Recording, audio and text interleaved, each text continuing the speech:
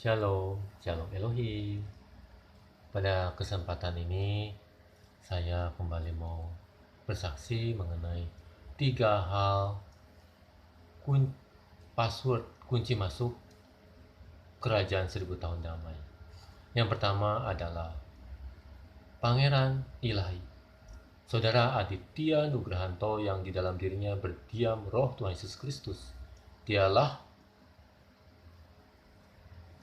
Gembala Agung setiap kita, anak-anak Tuhan. Tapi dia juga Imam Besar Melkisedek yang memiliki peran penting di masa kini, yaitu menetralkan darah bagi setiap kita yang merendahkan diri, merendahkan hati, bertobat sungguh-sungguh. Ada penetralan darah, ada meterai ilahi huruf T di dahi. Sama seperti yang lainnya, ada meterai ilahi huruf T di dahi. Burung merpati Roh Kudus di dahi. 7 cahaya pelangi di dahi. 9 cahaya pelangi kemuliaan Allah di dahi. Semua itu ada. Yang kedua, mengenai iman.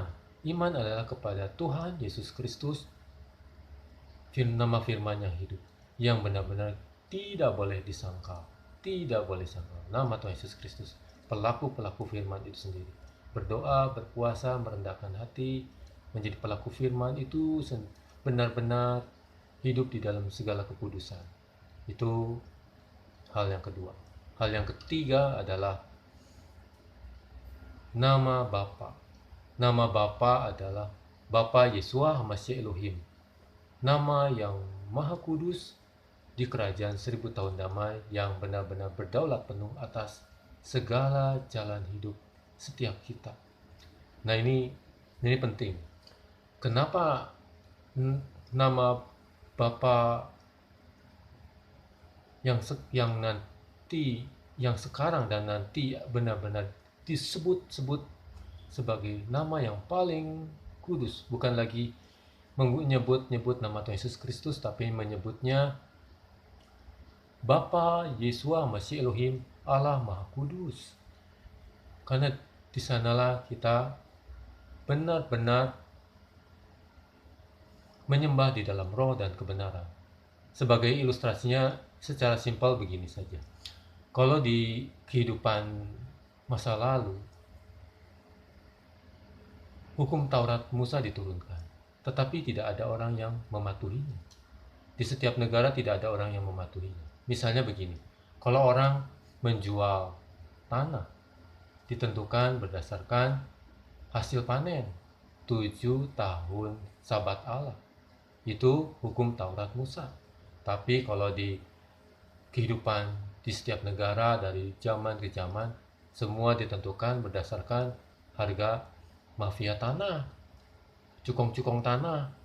Jadi menyimpang semua, tidak ada yang hidup di dalam kebenaran, tidak hidup di dalam roh dan kebenaran, menyimpang semua. Dan juga kalau di masa lalu itu, orang itu selalu mengorbankan hewan ternak untuk dikorbankan. Penebusan dosa di depan mesbah, di depan pintu kemah pertemuan, kemah suci, kemah tabernakel Musa itu pada waktu itu. Di masa kini mau diterapkan juga seperti itu, tapi